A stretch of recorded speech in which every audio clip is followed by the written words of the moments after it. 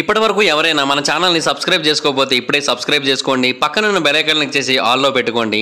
నేను పెట్టే latest videos అన్ని మిస్ అవ్వకుండా చూడొచ్చు.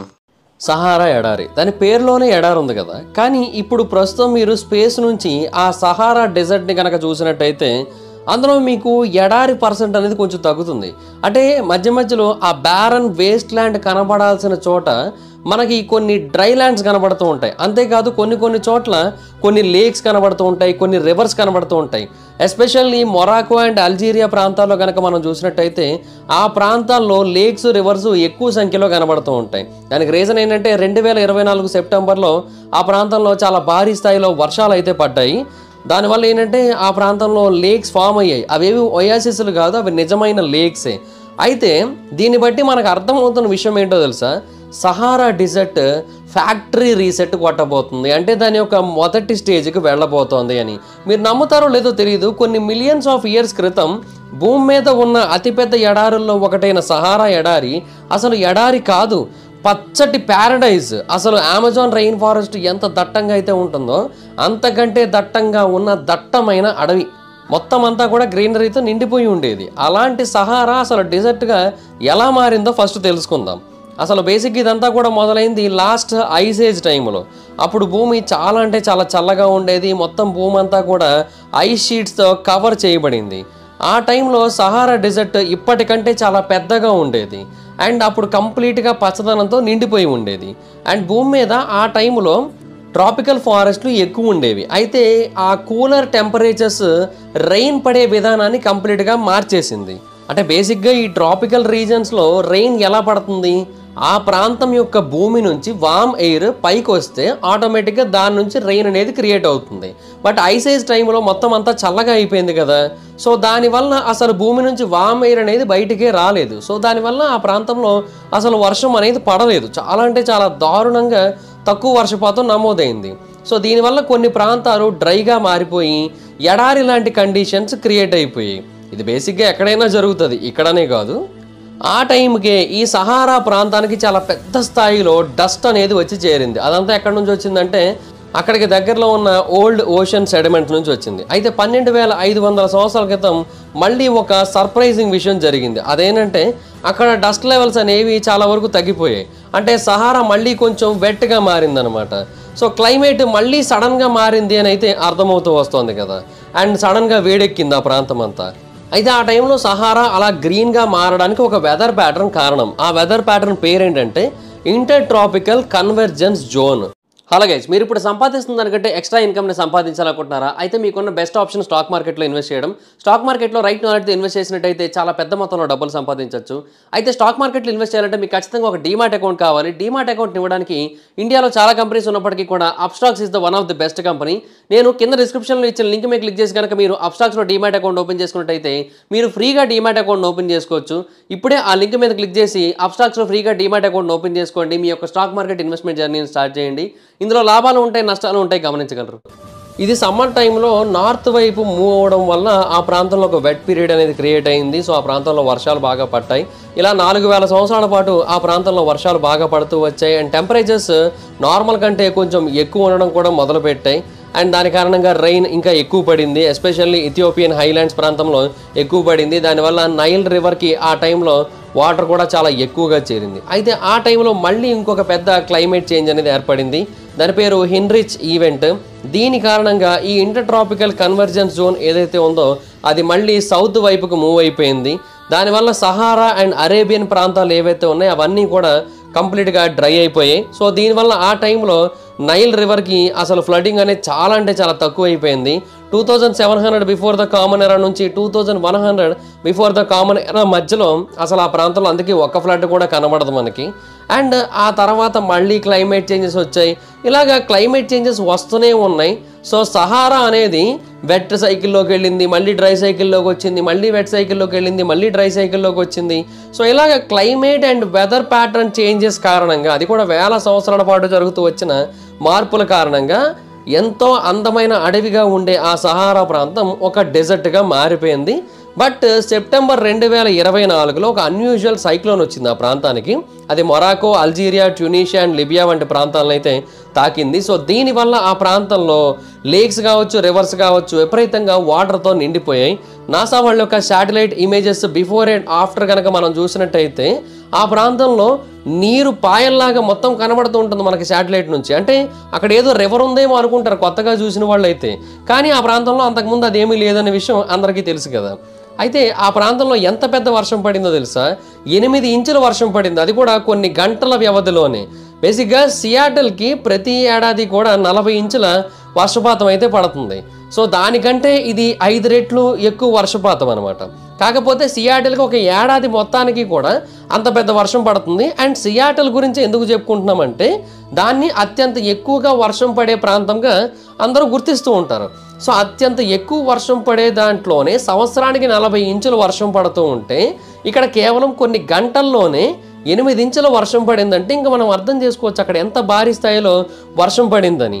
సో అందువల్ల ఏంటంటే ఆ ప్రాంతంలో అప్పటి వరకు డ్రైగా ఉన్న ల్యాండ్స్ అన్నీ కూడా వెట్గా మారిపోయాయి. ఆ ప్రాంతం అంతా కూడా వాటర్తో నిండిపోయింది. చాలా మౌంటైన్ లేక్స్ ఉన్నాయి అక్కడ. నార్థన్ అల్జీరియాలోని సెబ్కా ఎల్ మెలా అనే ఒక లేక్ ఉంది. ఆ లేక్ రీసెంట్గా ఎక్స్పాండ్ అయిపోయి 70 చదరపు మైళ్ళ ప్రాంతం వరకు స్ప్రెడ్ అయింది. అండ్ అంతేకాదు 7 అడుగుల డెప్త్ను కూడా కలిగి ఉంది. అంటే ఒక సంవత్సరం వరకు ఆ ప్రాంతం చుట్టుపక్కల నివసించే వాళ్ళు సస్టైన్ అవ్వడానికి కావాల్సినంత వాటర్ వచ్చేసింది. అండ్ ఇది మాత్రమే కాదు, ఇంకా ఎన్నో లేక్స్ నిండిపోయాయి, బేసిన్స్ నిండిపోయాయి. బేసిక్గా అవన్నీ ఇంతకుముందు చాలా అంటే చాలా డ్రైగా ఉండేవి. అవి నిండడానికి ఎన్నో ఏళ్ళు టైం పట్టేది, ఎందుకంటే అక్కడ వర్షం అసలు పడదు కదా. సో దాంట్లోకి అసలు వాటర్ రావడం అనేది ఇంపాసిబుల్. అలాంటి చోట ఆ లేక్స్ అన్నీ పూర్తి స్థాయిలో నిండిపోయాయి అంటే అది నిజంగా చాలా అంటే చాలా పెద్ద విషయం అని చెప్పొచ్చు. బట్ కొంతమందికి ఒక క్వశ్చన్ వచ్చింది, అసలు ఈ లేక్స్ అసలు ఆ ప్రాంతంలో ఎలా ఉన్నాయి? బేసిక్గా ఆ ప్రాంతంలో అంత వర్షపాతం లేదు కదా, మరి అలాంటప్పుడు అక్కడ లేక్స్ ఎలా ఫామ్ అయ్యాయి అంటే యాక్చువల్గా అక్కడ చాలా వరకు ఎక్సెస్ వాటర్ ఉంటుంది. ఆ ఎక్సెస్ వాటర్ అనేది కొన్నిసార్లు చిన్న చిన్న గుంతల్లో ట్రాప్ అవుతూ ఉంటుంది. ఆ తర్వాత వాటర్ వాల్యూమ్ పెరుగుతున్న కొద్దీ ఇంకా ఆటోమేటిక్గా ఆ లేక్స్ యొక్క సైజు కూడా పెరుగుతూ ఉంటుంది. అయితే కొంతమందికి ఒక డౌట్ వస్తూ ఉంటుంది, బేసిక్గా ఆ ప్రాంతం అంతా ఎడారి కదా, మరి ఆ ప్రాంతంలో వర్షం పడినప్పుడు అది లోపలికి ఇంకిపోకుండా ఎందుకని లేక్స్లోకి వెళుతుంది అనే డౌట్ వస్తూ ఉండొచ్చు. అంటే అదొక స్పాంజ్లా పనిచేయాలి కదా, మాయిశ్చర్ మొత్తాన్ని కూడా పీల్ చేసుకోవాలి కదా, వాటర్ అనేది పైన అసలు ఉండకూడదు కదా అనుకుంటూ ఉంటారు. బట్ దాని గురించి క్లియర్గా అర్థమయ్యేలా చెప్తాను మీకు. బేసిక్గా మన ఇంట్లో ఒక మొక్క ఉందనుకుందాం. ఆ మొక్కకి మనం ఒక 3 రోజుల పాటు నీళ్లు వేయలేదు అనుకుందాం. ఏదో ఊరెళ్ళాము, నీళ్లు వేయలేదు మనం. అయితే ఆ టైంలో మళ్ళీ తిరిగి వచ్చాక నీళ్లు వేసినప్పుడు ఆ మొక్క ఇమీడియట్గా కొంత వాటర్ని ఎక్కువ పీల్ చేసుకుంటుంది. అది చూసి మనం ఆ మొక్కకి ఎక్కువ దాహం వేస్తుందేమో అనుకుంటాం, ఇంకొక మగ్గు నీళ్లు పోస్తాం, అయినా కూడా కొంతసేపటి పీల్చేసుకుంటుంది. అయితే ఆ తర్వాత ఇంకొక మగ్గు నీళ్ళు వేస్తే మాత్రం అది పైనే ఉండిపోతాయి తప్ప అవి లోపలికి వెళ్ళవు, ఎప్పుడుకో మెల్లిగా వెళ్తాయి, అది కూడా లోపలవన్నీ డ్రై అయిపోయిన తర్వాత. అంటే ఏదైనా సరే ఎంతవరకు వాటర్ని తీసుకోగలదో అంతవరకే తీసుకోగలదు. అలాగే ఈ డ్రై సాయిల్ కూడా, ఇది కూడా కొంత అమౌంట్ ఆఫ్ వాటర్ని అబ్జర్వ్ చేసుకోగలదు, మిగతా అమౌంట్ ఆఫ్ వాటర్ మొత్తాన్ని కూడా బయటకు వదిలేస్తుంది. అలాగా అవన్నీ కూడా లేక్స్లోకి చేరుతూ ఉంటాయి అన్నమాట. సో కొన్నిసార్లు వాటిని అందరూ కూడా తాగడానికి ఉపయోగిస్తూ ఉంటారు. అండ్ ఇంకోటి ఏంటంటే ఆ ప్రాంతంలో వాటర్ అబ్జర్వ్ కాకపోవడానికి ఇంకొక రీజన్ కూడా ఉంది, అక్కడ వెజిటేషన్ లేదు కదా. ఇప్పుడు వెజిటేషన్ ఉంటే అంటే ట్రీసో, ష్రబ్సో, వేరు ప్లాంట్స్ ఉన్నట్టయితే ఆ ప్రాంతంలో వాటర్ అనేది అబ్జర్వ్ చేయబడుతుంది. మొత్తం అంతా ఇసుకే, ఇంకా అది ఎంతకైనా అబ్జర్వ్ చేసుకుంటుంది. అండ్ ఏవో కొన్ని పామ్ ట్రీస్ ఉంటాయి అక్కడ, అవి కూడా ఏమీ అడుక్కోటి ఉండవు కదా, ఎక్కడో కిలోమీటర్ కూడా చెప్పున ఉంటాయి. సో అందువల్ల ఏంటంటే వాటర్ని అంత ఈజీగా అబ్జర్వ్ చేసుకోనమాట. సో ఇక్కడ ఏంటంటే ఆ వాటర్ బాడీస్ అనేవి చాలా ఎక్కువ సంఖ్యలో క్రియేట్ అవుతున్నాయి. అండ్ అంతేకాదు వాటిలో వాటర్ కూడా చాలా ఎక్కువ లెవెల్లో ఉంటుంది. అండ్ వాటికి ఏవో పేర్లు కూడా పెడుతూ ఉంటారు అక్కడ లోకల్ పీపుల్. అండ్ ఆ లోకల్ పీపుల్ కూడా చాలా సర్ప్రైజ్ అవుతున్నారు, ఎందుకంటే వాళ్ళు ఎప్పుడు కూడా ఆ లేక్స్ అంత భారీ స్థాయిలో నిండడాన్ని గమనించలేదు. ఏదో కొంచెం వాటర్ ఉంటే చాలా గొప్ప ప్రసాదం అన్నట్టు ఫీల్ అయ్యేవాళ్ళు. అలాంటిది ఆ ప్రాంతంలో లేక్ అంతా నిండిపోవడం, దాన్ని దాటి వాటర్ బయటకు వచ్చేయడం, ఇవన్నీ కూడా చూస్తుంటే వాళ్ళకి చాలా ఆశ్చర్యం కలుగుతుంది. అదే చెప్తున్నాను కదా, కొన్ని ప్రాంతాల్లో ఒక సంవత్సరం మొత్తం పడే వర్షపాతం ఏదైతే ఉందో ఆ వర్షపాతం ఇక్కడ ఒక రోజులోని కొన్ని గంటల్లో పడిపోయింది.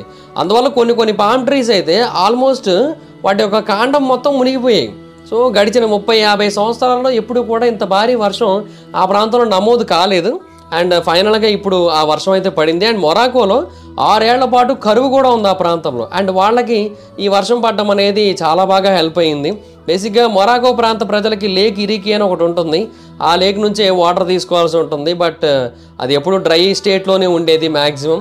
బట్ ఇప్పుడైతే మాత్రం దాంట్లో చాలా వరకు వాటర్ అయితే ఉంది.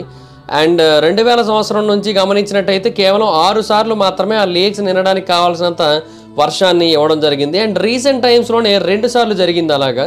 సో సెప్టెంబర్ 2024లో ఏవైతే వర్షాలు పడ్డాయో ఇదంతా కూడా మనకు చెబుతున్న విషయం ఏంటి అంటే ఈ వర్షాలు ఇలా కంటిన్యూ అయ్యే అవకాశం ఉంది. అండ్ ఎడారి ప్రాంతాల్లో కూడా విపరీతంగా వర్షాలు పడబోతున్నాయి. అండ్ అలా పడిన తర్వాత ఫైనల్గా ఆ ప్రాంతం అంతా కూడా మళ్ళీ గ్రీనరీగా మారిపోయే అవకాశం అయితే ఉంది అనేది మనకు అర్థమవుతున్న విషయం అన్నమాట. ఎందుకంటే శాస్త్రవేత్తలు చెబుతుంది ఏంటంటే ఈక్వేటర్ దగ్గర నుంచి హ్యూమిడ్ ఎయిర్ ఎప్పుడైతే నార్త్ భాగం నుంచి వచ్చే హాట్ డ్రై ఎయిర్తో కలుస్తుందో సహారా డెజర్ట్ నుంచి అప్పుడు ఆ ప్రాంతంలో వర్షాలు ఎక్కువగా పడతాయని చెబుతున్నారు. సో ఈ కొలిషన్ జోను ఫర్దర్గా ఇంకొంచెం నార్త్కి వెళ్తే అప్పుడు ప్లానెట్ ఇంకా వేడెక్కుతుంది. అండ్ ఆ ప్రాంతంలో ఇంకా వేడి పెరుగుతుంది. అండ్ ఆ ప్రాంతంలో వర్షాలు ఇంకా ఎక్కువ పడతాయి. సో ఇది వాడు చెబుతుందన్నమాట. సో నెక్స్ట్ 2-3 దశాబ్దాల్లో ఖచ్చితంగా ఆ ప్రాంతంలో వరదలు చూసినా ఆశ్చర్యపోనక్కర్లేదు అనేది శాస్త్రవేత్తల యొక్క థియరీ అనమాట. సో ఇన్ ఫ్యూచర్ డెఫినెట్గా ఆ ప్రాంతం మళ్ళీ గ్రీనరీగా మారిపోవచ్చు. బట్ ప్రాబ్లం ఏంటంటే అక్కడి ప్రజలు ఈ వరదలకి వర్షాలకి సిద్ధంగా లేరు. ఇప్పుడు 2024 సెప్టెంబర్లో వచ్చిన వర్షాలకి ఆ ప్రాంతంలో సుమారుగా 18 మంది చనిపోయారు. ఇప్పుడు 8 ఇంచెస్ రెయిన్ ఇండియాలో పడితే పెద్ద ప్రాబ్లం లేదబ్బా. ఎందుకంటే మనకి ఆ కైండ్ ఆఫ్ వర్షాలు అనేవి కొంచెం కామనే, కొంచెం రెగ్యులర్గానే పడుతూ ఉంటాయి. బట్ సహారా అనేది ఒక ఎడారి ప్రాంతం కదా. సో అక్కడ ఉండే వాళ్ళందరూ ఏమనుకుంటారు, ఆ బొంగులే మనకి ఎప్పుడు పడతాయిలే వర్షాలు అనుకుంటారు. సో అందువల్ల అక్కడ వాళ్ళు అసలు ఏమాత్రం సిద్ధంగా లేరు. అందువల్లే ఆ వర్షాల కారణంగా చాలామంది అయితే చనిపోయారు. అండ్ ఇన్ ఫ్యూచర్లో కూడా వాళ్ళు సిద్ధంగా ఉండే అవకాశాలు అయితే లేవు. బట్ ఒకటైతే హ్యాపీనెస్సే, అదేంటంటే ఆ ప్రాంతం అంతా మళ్ళీ అడవిగా మారుతోందని. కానీ ఇంకొక పక్క సాడ్ థింగ్ కూడా ఉందని శాస్త్రవేత్తలు చెబుతున్నారు. అదేంటంటే ఈ భూమి మీద చాలా ప్రాంతాలు ఎడారుల మీద ఆధారపడి ఉన్నాయి. Especially Amazon rainforest Sahara desert మీద ఆధారపడి ఉంది. యాక్చువల్గా ఈ డెజర్ట్స్ మన భూమికి ఎంతగానో హెల్ప్ చేస్తున్నాయి అని అయితే చెబుతున్నారు. ఒకవేళ సహారా లాంటి ఎడారులు కనుక లేకపోయినట్టయితే భూమి మీద చాలా ప్రాబ్లమ్స్ అయితే ఉంటాయని చెబుతున్నారు. అది చూడడానికి ఒక బ్యారన్ వేస్ట్ ల్యాండ్ లాగా అనిపిస్తూ ఉండొచ్చు, కానీ అది భూమి మీద ఉన్న ప్రతి ఒక్క సిచ్యువేషన్ని కూడా మారుస్తోంది. మన యొక్క ఎకోసిస్టంలో అది ఒక క్రూషియల్ రోల్ ప్లే చేస్తోందని చెబుతున్నారు. బేసిక్గా వీటి వల్ల 2 మేజర్ ఉపయోగాలు ఉన్నాయని శాస్త్రవేత్తలు చెబుతున్నారు. అందులో మొదటిది ఏంటంటే ఇవి మేజర్ కార్బన్ స్టోరేజ్ సైట్స్గా పనిచేస్తూ ఉంటాయి. అంటే బేసిక్గా భూమి మీద కార్బన్ పర్సంటేజ్ అనేది ఎప్పుడైతే తగ్గుతుందో వేరు ప్రాంతాల్లో, అప్పుడు సహారా లాంటి ఎడారుల నుంచి ఆ కార్బన్ పర్సంటేజ్ అనేది భూమి వైపుకి వచ్చి, అంటే నార్మల్గా మనుషులు నివసిస్తున్న ప్రాంతాల వైపుకి వచ్చి ఆ ప్రాంతంలో ఆ కార్బన్ని మెయింటైన్ చేస్తుంది. అంటే దాని యొక్క పర్సంటేజ్ని మెయింటైన్ చేస్తుంది అనమాట. ఒక సహారాలోనే 1 trillion metric tons of carbon అయితే ఉందంట. ఇది క్లైమేట్ చేంజ్కి అగెయిన్స్ట్గా నిరంతరం ఫైట్ చేస్తూనే ఉంది. అండ్ ఇంకొకటి ఏంటంటే ఈ సహారా లాంటి ఎడారులు పెద్ద పెద్ద ఫారెస్ట్ దట్టంగా పెరగడానికి హెల్ప్ చేస్తూ ఉంటాయి. అంటే బేసిక్గా ఇప్పుడు అవి చూడడానికి వేడిగా అనిపిస్తూ ఉంటాయి. బట్ వేడిగా ఉన్న ప్రపంచాన్ని చల్లగా మార్చే ఏసీస్ అనమాట ఈ డెజర్ట్స్. అంటే వేడి మొత్తాన్ని అవి అబ్జర్వ్ చేసుకొని ప్రపంచం మొత్తానికి చల్లదనాన్ని ఇస్తూ ఉంటాయి. అండ్ ఇంకొకటి ఏంటి అంటే న్యూట్రియంట్ సోర్స్ కూడా ఇదే అడవులకి. ట్రాపికల్ రెయిన్ ఫారెస్ట్కి ఏంటంటే ఈ టైప్ ఆఫ్ డెజర్ట్స్ నుంచి వచ్చే శాండ్ పార్టికల్స్ ఉంటాయి కదా, వాటి యొక్క అవసరం చాలా ఎక్కువగా ఉంది. అమెజాన్ రెయిన్ ఫారెస్ట్లో కూడా సహారా నుంచి వచ్చిన శాండ్ పార్టికల్సే చాలా హెల్ప్ చేశాయి. శాస్త్రవేత్తలు చెప్పింది ఏంటంటే ఈ సహారా యొక్క శాండ్ పార్టికల్స్ అట్లాంటిక్ ఓషన్ మొత్తం ట్రావెల్ చేసి అండ్ సౌత్ అమెరికా వరకు కూడా చేరుకొని ఆ సాయిల్ మొత్తాన్ని ఎన్రిచ్ చేసాయి, అమెజాన్ బేసిన్ యొక్క సాయిల్ని. సో సహారా కనుక లేకపోయినట్టయితే అమెజాన్ రెయిన్ ఫారెస్ట్ ఇంత అద్భుతంగా ఉండదు అండ్ చాలా సీరియస్ ఇష్యూస్ని ఫేస్ చేయాల్సి ఉంటుంది అనేది వాళ్ళ యొక్క థియరీ అనమాట. సో అలాగా ఇవి ఖచ్చితంగా కావాల్సి ఉంటుంది కూడా. And at the same time అక్కడి ప్రజలకు కూడా కొంచెం వాటర్ కావాలి కాబట్టి దాని వరకు వస్తే సరిపోతుంది. అలా కాకుండా వరదలు వచ్చే కైండ్ ఆఫ్ సిచ్యువేషన్ అయితే అక్కడ మళ్ళీ రిపీట్ కాకూడదు అనేది శాస్త్రవేత్తల యొక్క కోరిక. So that's it guys. మీరేమనుకుంటున్నారు? సహారా మళ్ళీ అడవిగా మారిపోతుంది అనిపిస్తుందా? మీకు ఏమనిపిస్తుందో కింద కామెంట్ సెక్షన్లో చెప్పండి. So that's it guys, this the video కానీ మీకు నచ్చినట్టయితే లైక్ చేయండి, వీడియో షేర్ చేయండి. ఎప్పటికైనా మన ఛానల్ని సబ్స్క్రైబ్ చేసుకోకపోతే ఇప్పుడే సబ్స్క్రైబ్ చేసుకోండి, పక్కన బెల్ ఐకాన్ ఆన్లో పెట్టుకోండి. నా ఫర్దర్ వీడియోస్ మిస్ అవ్వకుండా చూడొచ్చు. చాలా మంది చూస్తున్నా కానీ సబ్స్క్రైబ్ చేసుకోవట్లేదు. So please try to subscribe, click the bell icon also. నా ఇన్స్టాగ్రామ్ ఐడి ఎవరో స్మైత్రం ఎక్కడ వచ్చి ఫాలో అవచ్చు. Thank you so much guys. Bye. Meet next video. Bye. Hello guys, మీరు ఇప్పుడు సంపాదిస్తున్న దానికంటే ఎక్స్ట్రా ఇన్కమ్ని సంపాదించాలనుకుంటున్నారా? అయితే మీకున్న బెస్ట్ ఆప్షన్ స్టాక్ మార్కెట్లో ఇన్వెస్ట్ చేయడం. స్టాక్ మార్కెట్లో రైట్ నాలెడ్జ్తో ఇన్వెస్ట్ చేసినట్టయితే చాలా పెద్ద మొత్తంలో డబ్బులు సంపాదించవచ్చు. అయితే స్టాక్ మార్కెట్లో ఇన్వెస్ట్ చేయాలంటే మీకు ఖచ్చితంగా ఒక డీమాట్ అకౌంట్ కావాలి. డీమాట్ అకౌంట్ ఇవ్వడానికి ఇండియాలో చాలా కంపెనీస్ ఉన్నప్పటికీ కూడా Upstox is the one of the best company. నేను కింద డిస్క్రిప్షన్లో ఇచ్చిన లింక్ మీద క్లిక్ చేసి కనుక మీరు అప్స్టాక్స్లో డీమాట్ అకౌంట్ ఓపెన్ చేసుకున్నట్టయితే మీరు ఫ్రీగా డీమాట్ అకౌంట్ ఓపెన్ చేసుకోవచ్చు.